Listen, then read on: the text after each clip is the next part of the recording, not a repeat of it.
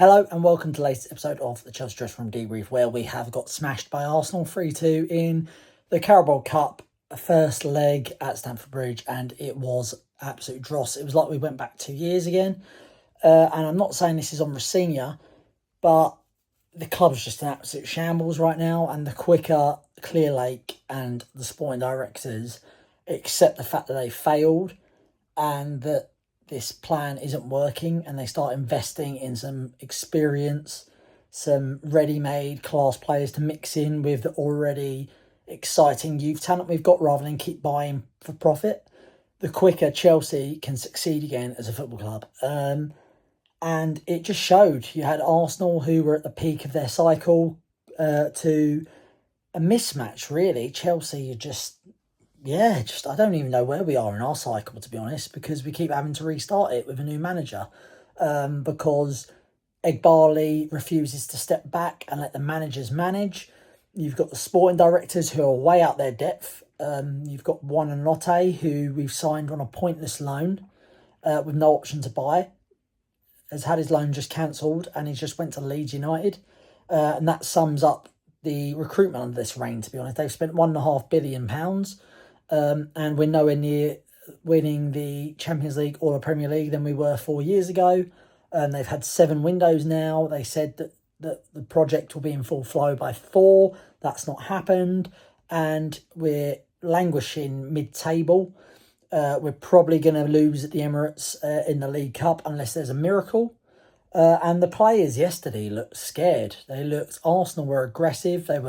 We were a few yards off them, compared to how we were against them in November when we were aggressive and we were in their faces. We played into their hands with the press by making Sanchez uncomfortable and playing out from the back like we did 2 years ago when he kept conceding mistake after mistake after mistake.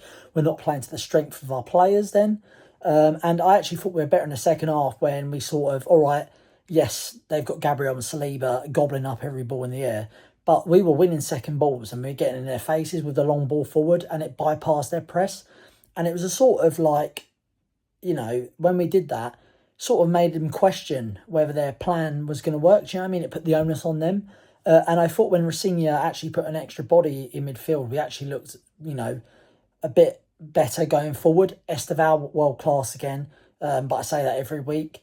I thought he was excellent, gave Timber a torrid time. And yes, we were missing Reece James, Liam Delap, Cole Palmer and Moises Caicedo, 3 big players with Delap potentially making a difference as well. But, we had to keep it more, controlled than what we did. The defending for them goals was disgusting. It was like knife through butter through the midfield. And it's just the same mistakes, We've got to start cutting. You don't see Arsenal making those sort of mistakes. It's abysmal. Garnacho, fair play, finished the goals well. But yeah, it's just demoralising. I haven't done a few of these episodes for a while just because life has been tough with work and my living situation at the moment. So I apologise about the few missed games that I haven't done. But yeah, I just think Brentford's key on Saturday, but it's a semi-final of the Cup, and I've never walked into Stamford Bridge until this season as much as I have, actually, since Clearlake took over, thinking, what am I doing here?